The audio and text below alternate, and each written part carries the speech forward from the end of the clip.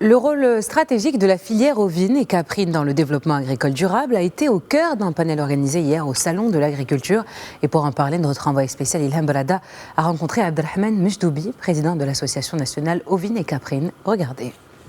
La 17e édition du Salon international d'agriculture de Meknès se poursuit. Aujourd'hui, on est dans le pôle élevage et je peux vous assurer que c'est l'un des pôles qui attire le plus de visiteurs. Petits et grands étaient hier très nombreux pour venir et voir et découvrir l'élevage marocain, des vaches, des bœufs, des brebis, des chèvres et des autruches, de très belles bêtes. Je peux vous assurer que nous-mêmes étions impressionnés par la beauté de notre cheptel. Et pour nous parler justement de la situation de l'élevage au Maroc, j'ai le plaisir d'avoir à mes côtés Abdelrahman El Mjdoubi. Il est le président de l'ANOC. Abdelrahman El Mjdoubi, merci beaucoup d'avoir accepté notre invitation. Comment se déroulent ces quelques jours du Salon international de Meknès? Bonjour, merci pour l'invitation. C'est vrai, on est au 17e, la 17e édition du Salon international de Meknès. C'est un lieu de rencontre des éleveurs et du grand public et ça nous fait un grand plaisir de voir le grand public qui visite le pôle élevage et qui a visité hier. C'était très nombreux, comme vous avez dit. Comme toujours, donc on est présent avec 110 éleveurs exposants de toutes les races du Maroc. C'est-à-dire on encadre presque une vingtaine de races entre races caprines et ovines. Et c'est la crème de la crème des éleveurs, c'est-à-dire c'est des élites, c'est des gens qui présentent des moutons et des chèvres vraiment incroyables. C'est un niveau extraordinaire, c'est un travail de 50 ans des éleveurs de l'ANOC et des éleveurs marocains. Et c'est un grand plaisir de voir des races qui ont atteint les 170-180 kilos. C'est un grand plaisir. Alors, monsieur El Mjdoubi, je le disais, donc s'il y a une situation à faire sur l'élevage au Maroc, on parlait de sécheresse, il y a quelques mois on a été surpris par de très belles pluies. Quelle est la situation aujourd'hui du secteur de l'élevage quand on rappelle quand même c'est un peu plus de 30 milliards ou 35 milliards de chiffre d'affaires par an. Quelle est aujourd'hui la situation de l'élevage au Maroc? Bon, c'est vrai, le secteur a connu des secousses, vraiment des secousses, depuis avant le Covid et avec le Covid. Avec le Covid, il y a le cheptel qui s'est secoué. Et 6 ans de sécheresse, c'est vrai, c'est extraordinaire. Et en plus de là, je salue les éleveurs parce que dans telle situation critique et on trouve les animaux encore vivants au Maroc, là c'est... Et en parallèle, il y avait le soutien de l'État dans quelques aliments, en particulier l'orge. C'était un effort vraiment extraordinaire. Et le secteur d'élevage, surtout ovin et caprin, il se base sur les parcours. Et des années de sécheresse, ils ont atteint un bon nombre d'éleveurs. Et en plus, il y avait la guerre de l'Ukraine avec la Russie qui a beaucoup impacté les intrants et ces intrants qui sont doublés de prix, et même parfois de triplés de prix. Donc c'est ce qui ont fait la cherté des intrants et c'est ce qui a fait l'augmentation des prix de la viande, et en particulier la viande ovine et caprine. Alors, quand on parle aujourd'hui justement de la situation de l'élevage, on parle aujourd'hui de la disparition d'un peu plus de 30% en un peu plus de 10 ans. Comment justement vous faites face à cette situation et comment vous pouvez apporter des solutions aux éleveurs et au secteur? Bon, ce n'est pas la première fois qu'on connaît des années de sécheresse et on connaît une petite diminution du cheptel. Donc il y avait un recensement le mois de décembre 2024, même s'il n'était pas bien choisi parce que là c'était le début des agnelages. C'est-à-dire le mois 1 et 2, 3 2025, il y avait des agnelages, il y avait un grand nombre de plus des agnelages. Le cycle des ovins et caprins, il ne dépasse pas une année. Si on a une bonne année comme celle-là, Je pense que l'année prochaine, on serait bien, et, on peut reconstituer notre cheptel. Espérons qu'il y aurait un accompagnement après la déclaration de non-sacrifice des moutons et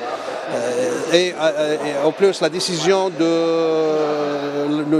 non-abattage des femelles. Moi, j'espère que le ministère de l'Agriculture accompagne les éleveurs pendant ces moments critiques par des solutions qu'on a déjà proposées. Et pour ça, parce que là, sinon, on va perdre. Si on perd le cheptel, on peut le reconstituer. Mais si on perd les éleveurs, c'est pas facile de le faire revenir dans les parcours et dans le métier. L'élevage est un secteur quand même clé et important dans le secteur agricole du Maroc. C'est quand même, en termes de chiffre d'affaires, je pense un peu plus de 40%. Est-ce que vous croyez que justement ces secteurs, avec peut-être les nouvelles technologies, avec ce qui se fait aujourd'hui dans le monde, pourraient avancer vers des horizons meilleurs? C'est vrai, les crises, ils nous ont poussés à innover. Et il faut innover. Au moment du Covid, on a commencé par le penser, parce que là, au moment du Covid et avant, on avait une production en surplus de 25 à 30%. Et on a même pensé à exporter pour les pays subsahariens et les pays de Golfe. Parce que là, on a identifié en 2017 8,5 millions de bêtes pour la fête de l'Aïd, et nous on égorge 5 millions à 6 millions. On a pensé à l'export. Et juste après, actuellement, du moment qu'on a, et normalement il faut se baser sur la crise et en principe la sécheresse et la cherté, l'augmentation des prix des intrants, et même le chef du gouvernement, il a déclaré une fois qu'il compte beaucoup sur le producteur national. Et nous, on est là. Donc, en tant qu'association, en tant que secteur organisé, on a pensé à d'autres solutions. Par exemple, les agnelages 3 en 2, c'est-à-dire 3 agneaux en 2 ans, la fertilité des animaux, l'insémination artificielle chez les ovins qu'on a pratiqué l'année dernière en expérience, et cette année, on essaie de la diffuser au moment... C'est-à-dire dans quelques minutes, on aura l'expérience et une exposition de cette technique devant les éleveurs et devant le grand public pour qu'ils voient comment faire pour inséminer et comment faire pour augmenter la production. Avec le même nombre de cheptels, on va produire deux fois la production. Et c'est là, il faut maximiser, parce que là, si on a des dépenses, il faut...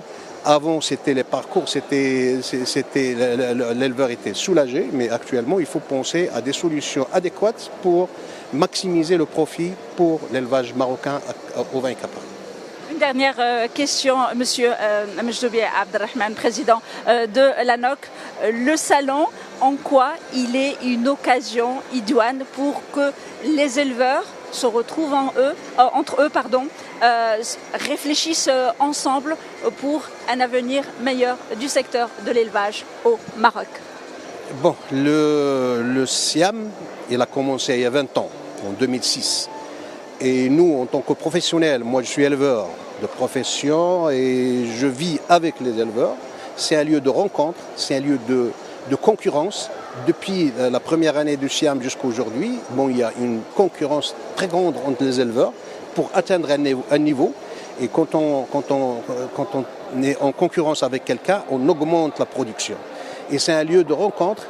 Bon, les gens, ils se rencontrent entre eux, surtout les éleveurs de l'ANOC qui sont de Dakhla à Oujda à Tanger. Donc on a 16 000 adhérents qui détiennent 25% du cheptel national, c'est 4,5 millions. Donc c'est un lieu de rencontre, c'est un lieu où on se compare avec d'autres éleveurs au vin caprin. Et quand on voit le sardi qui est arrivé à 160-170 kg, les autres races, ils ont comme objectif d'atteindre ce niveau-là. Et donc, en même temps, il y a des races qui étaient en voie de disparition. On a essayé de travailler sur, en partenariat avec le ministère, et qu'on les voit. Il y a des races qui n'étaient pas ici il y a 10-15 ans, et on les voit actuellement avec un niveau de génétique énorme. Et en même temps, nous, on travaille sur tout ce qui est génomique C'est une technique pour voir un animal, son niveau génétique dès son premier mois. Donc c'est pour ne pas perdre du temps à élever des animaux, soit des agneaux ou bien des agneaux ou bien des chèvres ou des chevrettes, pour c'est-à-dire connaître leur niveau génétique dès les premiers jours pour orienter soit pour l'abattage, soit pour la sélection.